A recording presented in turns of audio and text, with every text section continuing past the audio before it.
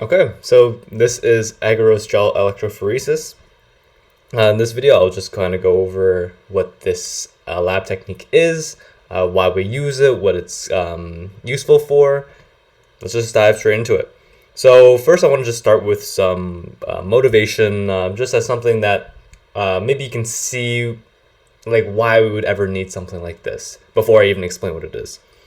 So first, imagine, let's say we have like two plasmids. All right, let's say we have a plasmid A, and plasmid B. All right, and for some reason, let's say they're in like there's two vials, right? And there's like a bunch of A in one, a bunch of B in one, but we don't know which is which. Let's say we somehow lost the labeling. All right, and we know that one of the plasmids, if we give it to some bacteria, right? With some bacteria, there's this site. Let's call this R. And there's this gene in here that encodes for insulin, let's say. And on this one, let's say it only has one of the R's. And it doesn't have insulin gene. In fact, it has a toxin. Let's say this is a toxin. All right, and this is insulin. And let's say this restriction enzyme, we have enzyme ER, right? And ER will cut this site and this site, and it will cut this side, right? And let's say we have no clue which is which, and we need to figure out.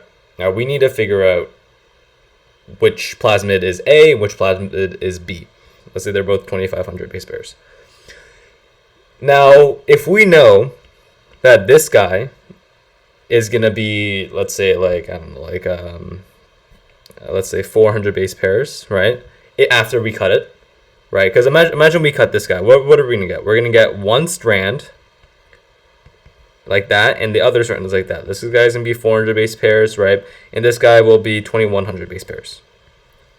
Now, after we cut this guy at R, we just get one really long strand that's 2500 base pairs, and that's a way that, like, theoretically, we should know. We just cut it once, right? And then we just measure out which ones, and A will be this one, and B will be this one, right? But DNA is really small, right? So we can't really we don't really just know how to do this.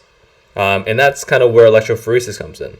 And what we're going to see is that we can actually determine the sizes of these DNA lengths relatively easily, actually. And it's one of the first lab techniques you'll learn at university. It's great. So let's go into it. So what exactly is agarose gel electrophoresis? So if you recall DNA, right? DNA, we have like a little phosphate here, then we have, this pentose sugar, right? And then we have our nucleotide, nitrogenous base here. This could be like A, G, C, T, whatever. In RNA, there's U, right? And this phosphate is what we're concerned about. This phosphate has a negative charge, right? If you imagine phosphate, the whole backbone, right? If you just keep on having the backbone, you're gonna have lots and lots of negative charges. You're gonna accumulate them all up. You have your DNA. It doesn't look very pretty right now, but imagine these all have negative charges. And over time, you actually get a really negative molecule, and that's something we can actually use. And it is the same case for RNA, right? So that's a very key point of electrophoresis. We have a negative charge on the DNA. All right, now what do we do with that? Well, we can use electric current to estimate its size. And what does that mean exactly? Imagine we have a little container here. Let's say we have a bunch of DNA, a bunch of random DNA molecules here. And electric current. What is electric current? It's the movement of electrons, right? Or movement of charges, for that matter. And imagine we have a flow of charges here. Let's say a flow of positive charges to the right, right? Let's say negative charges. That'll be easier. Negative charges to the right. What's going to happen to the DNA? Well, the DNA is going to move to the right? Imagine we have a negative electrode there and a positive electrode here, right? The DNA is going to migrate to the right. And how fast are these DNA molecules going to move? Well, it depends on the size, right? If it's super, super big, depending on what type of gel we have, it's going to move slower. And if it's super, super small, it's going to move faster. And that's the key point of gel electrophoresis in general. And we also have something called the DNA ladder, and I'll talk more about this in detail later. But basically, imagine we had a vial, and we had a bunch of DNA, and with DNAs of, we knew there was 100 base pairs, 200 base pairs, 500 base pairs, 1,000 base pairs, and so on and so forth, right? We know there are DNA molecules of those sizes in this file. Now imagine we have we have our thing again, our box, and we have each lane, right, that we can put DNA in, right? We can put DNA in that one, DNA in that one. We can put this file in one of them, and then based on how far it moves along, let's say we run it for like an hour, right? Let's say we see like these bands, right? We somehow know that the DNA went there. Well, we can actually estimate how big each other DNA molecule is. Let's say on this lane, right? We have like this, right? Since we know this is like the 200 base pair one, this is the 300 base pair one, this has to be the 500 because there's no other, lengths in here, right? So we know that this DNA molecule lies in between those. I'll explain more about this later. This is just a very rough overview, just to show you, what we're about to see. All right, and this is very simple and is very, very powerful, depending on what you want to do. So let's go over the mechanism of exactly what Agarose Gel Electrophoresis actually is. So first, what you would want to do is you want to have an agarose mixture. Usually in first year or second year, they'll give this to you. You usually don't have to make it yourself. And sometimes they'll even have it molded for you.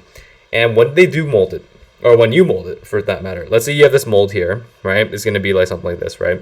And let's say you're pouring in your mixture here, right? You're pouring it in. What you want to have is a mold. Let's say it's like here, right? That actually has a bunch of wells that go into it. And then so when you let the agarose solidify, you end up with a little rectangular prism with wells. And that's where our DNA is going to go, or our RNA, or whatever we want to put in there, right? And you can kind of see on this picture, right? You can see how there's little, they call it sample wells, right? And that's where you put your DNA. And I mean, that's pretty much it. That's just, you have to put the clamp there, right? And then what you do after you had that mold are you transfer it to your electrophoresis tank. And in this tank, you have these buffers. There's TAE and TBE. This stands for tris acetate, and this is tris boric acid, I believe. And basically, what this does is it gives your buffer, or it gives your whole tank a bunch of ions, and that's going to be very important. And if you think about why, what do you need to establish electric current? Well, obviously you need, let's say you need wires, right? You need a power supply, right? But you most importantly need a source of charges that can move. And let's take things that don't have this. Let's say wood. If you have a piece of wood, or maybe this pen isn't the best example, but let's say you have a book, right? Electrons can't really travel through this very well. There are very stable molecules in here. You can't really move much. That's why it's so important to have ions. Because what are ions? So here, what you'll basically have are tris plus and acetate minus, right? And for here there would be borate ions, right? And these are a very good source of ions that are also very stable. And this will basically just give your tank a bunch of ions to make electrons move around, or charge move around. And that's what's going to complete the current. Because if you look here, right, so you have our negative electrode here. This one we call the cathode, right? We call it the cathode. And our red ones are usually the anode, the positive anode. And we set this up in order for the direction of the DNA to go towards the anode, right? If you imagine here, the direction of the movement, right, is going to the right, because once you have negative charges here, positive charges here, what's going to happen to negative charges? Well, negative charges want to go towards positive, right? Negatives are going to want to migrate across this sheet, and that's exactly what we want to do. And then after, let's say you just put your DNA in there, right? There's a bunch of DNA. We also want to add a dye, because DNA is way too small for us to see, even under like microscopes, right? DNA is super, super, super small.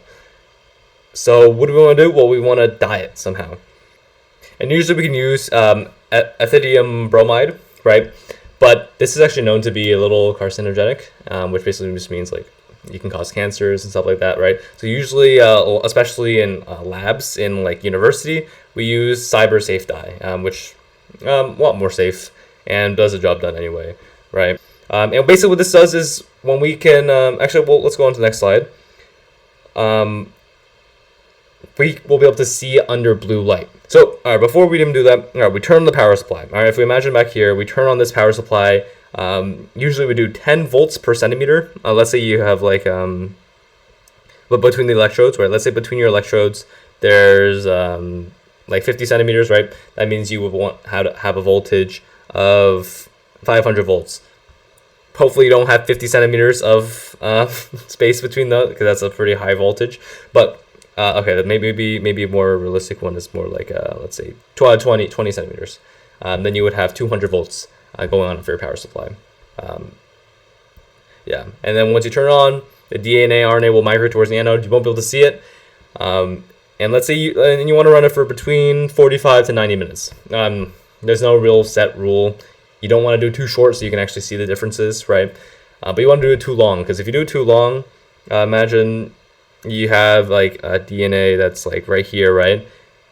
If you let it go, all right, he's moving. If you let it go too long, it's just gonna fall off the side, and then you're kind of like, they're just chilling at the electrode, right? And it's kind of like, okay, well, you can't see it anymore. It's off the gel. So you do have to be careful there. When I first did an electrophoresis, my lab TA left it on for too long, and I think half of the DNA molecules are gone. So that was great. So you got to be a little careful. But then you remove the gel, right? You damp it a little bit, make sure there's not too much buffer, and then you can view it under UV light or blue light. It depends on what type of dye you use.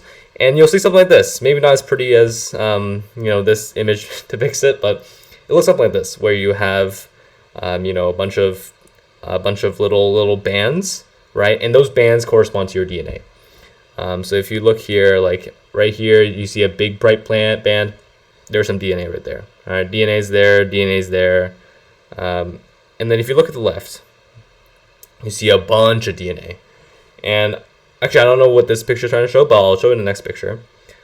You see a bunch of DNA that are very well spaced. And that is the DNA ladder. So like I said before, you have a vial, right? And that vial has a bunch of known sizes of DNA molecules. And you chug it into one of the wells, right? If you imagine one of the wells here, you put maybe like the DNA ladder, and usually it's the leftmost one from the perspective of the electrode, right? You put a DNA ladder here that like, okay, we have 100 base pairs, 200 base pairs, 300, 400, 500, right? And then what that allows you to do, you can actually transcribe your results onto a lane map. This is a very nice illustration of one. And basically you can just, each known length of DNA here, right? And then you can actually estimate, right? And so you can see that you can actually not easily, but pretty simply figure out how big each DNA molecule is. And this has a lot of uses. First off, PCR efficacy, right? Let's say you run a PCR and you want to make sure you did it right. So let's say you split your sample in half, right? You run the PCR, you want to make sure you actually, did your reactions properly. And so you split it in half and you put it on a lane map, right? On a lane map, use Agarose Gel Electrophoresis. You transfer the results onto a lane map, and let's say you have your DNA ladder here, right? And if you have a big band at what you expect, then you probably did your PCR right. If you have like a bunch of bands here and like a huge band like down here, right, you probably did something wrong, right? Let's be honest, you probably did something wrong. You should probably revisit your steps, see what you did wrong. So that's a big use of Agarose Gel Electrophoresis. Another one is like in the motivation that we started this video in is restriction digests, right? If you have two plasmids, this one has two restriction sites, this one only has one.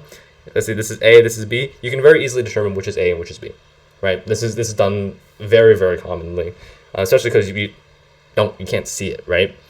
You can't see plasmids. You can't just like go in like a microscope and be like, oh, okay, this is plasmid A, that's plasmid B. Not that simple, right? Plasmids are very, very small.